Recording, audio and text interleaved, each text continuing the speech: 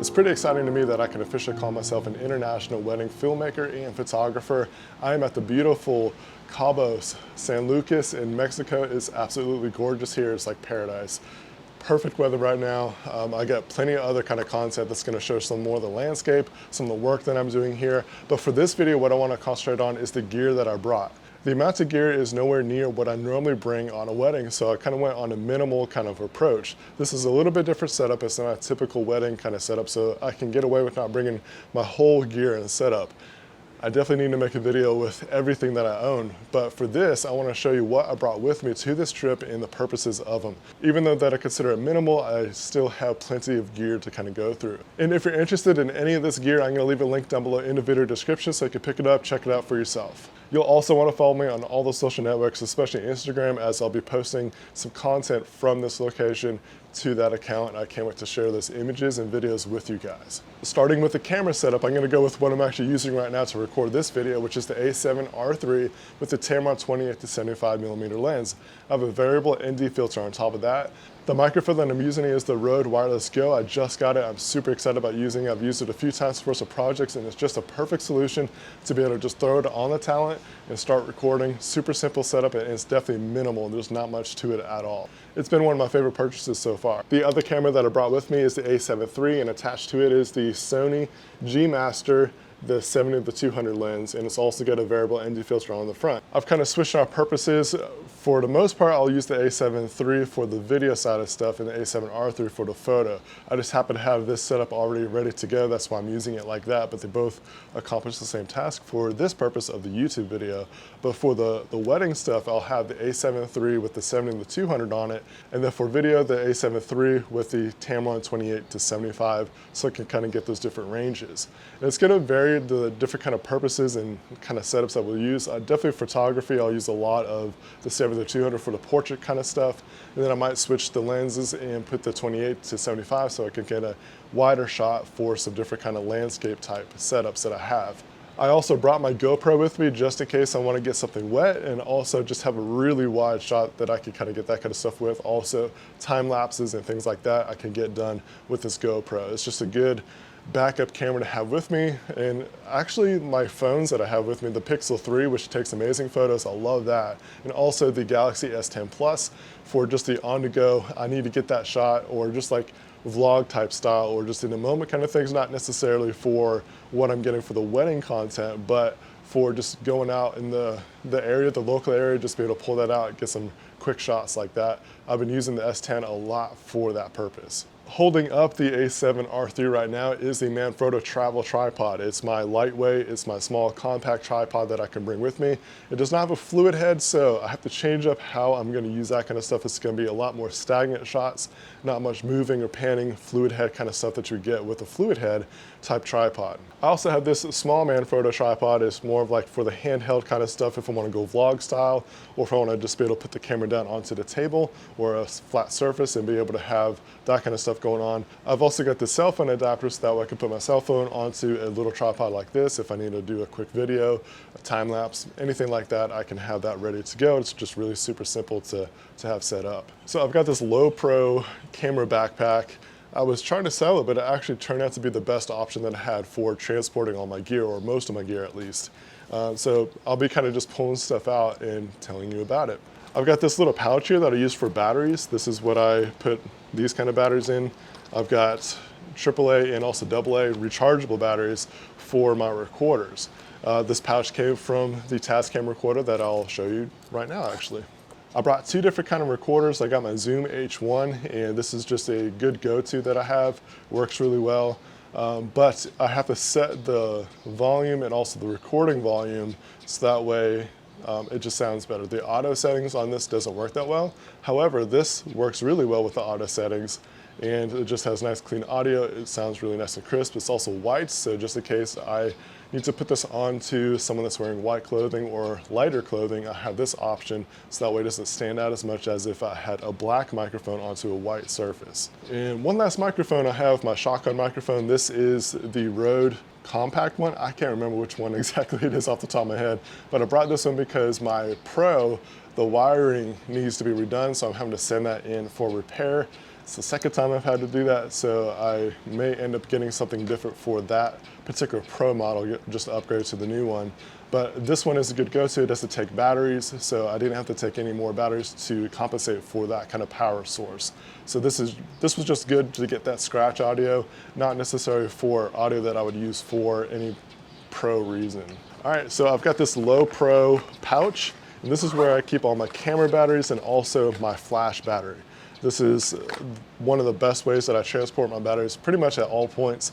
And then especially traveling through an airport, you have to bring all your batteries onto your carry-on stuff. So being able to put all the batteries into this pouch for my camera gear and also the flash was perfect. It was just a great setup for that.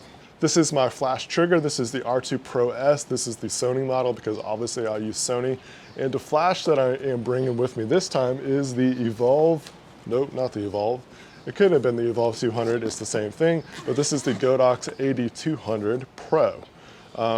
I got this one because it's more powerful than my on-camera flash, and if I'm gonna be down towards the beach or bright sunlight, I wanted to be able to use something that was gonna punch it well enough and be able to get those nice crispy images that I was wanting to get with a flash system. The other flashes that I use is an on-camera flash and also the Flashpoint 600. It's just the Flashpoint 600, it's heavy, it was big, I was gonna have to bring a big softbox. I just wanted to go minimal for this particular trip because of the kind of style that it is.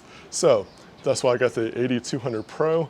It's about the size, almost the size, if not the size, of my on-camera flash. It's just that it's a lot more powerful. The case was actually perfect for travel, so I just kind of left that in there, just took the battery out, put it in that battery pouch, so that way I didn't have any issues with that.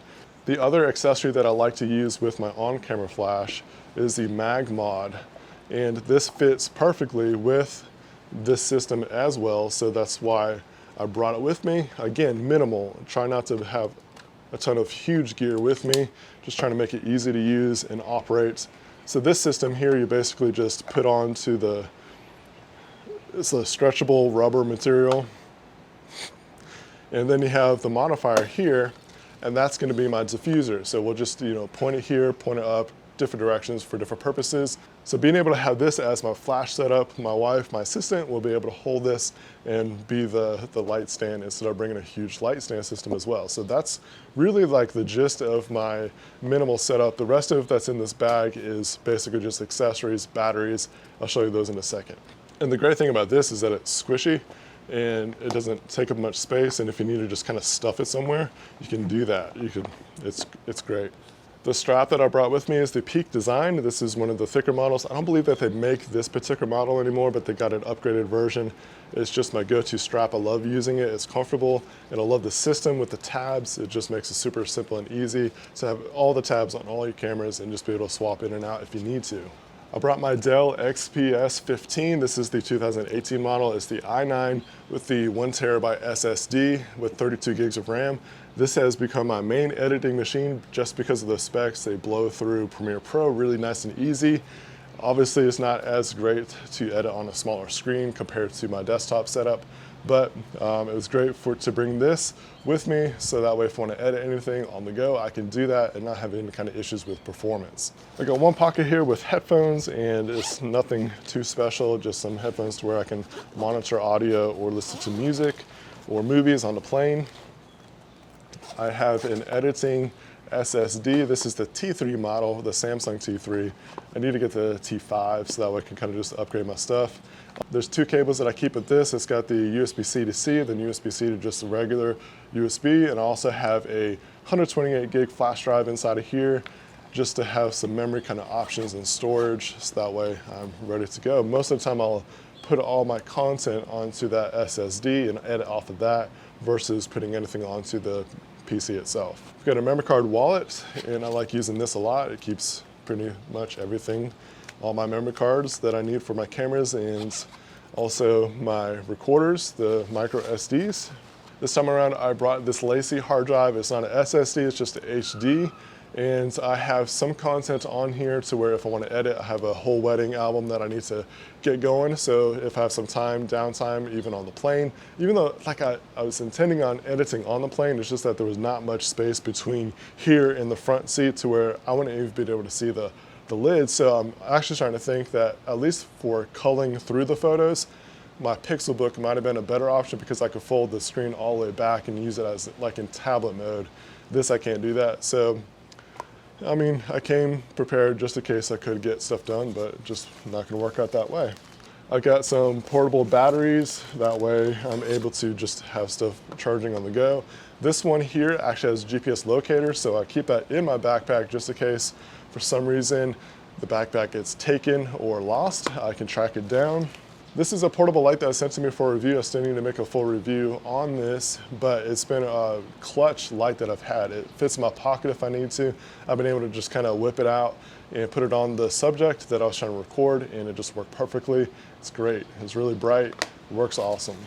And that's pretty much all my gear. Now it's just time to make some B-roll of this kind of stuff so I can put it on top of me talking about it. So with that said, this is my minimal setup for photo and videos for a wedding. And yeah, so follow this channel, and I hope that you guys enjoyed this. If you did, leave a thumbs up, subscribe, hit the notification bell so you don't miss any videos when I put those out. Again, follow me on all the social networks, especially Instagram, to where I'll be posting some content from this trip. Whether it's from the wedding or just kind of vlog kind of style, my experiences. It's been amazing so far. I love it here. I definitely recommend visiting here if you can. It's fantastic. I love it. All right, guys, I'll catch you guys next video, and I appreciate you guys watching.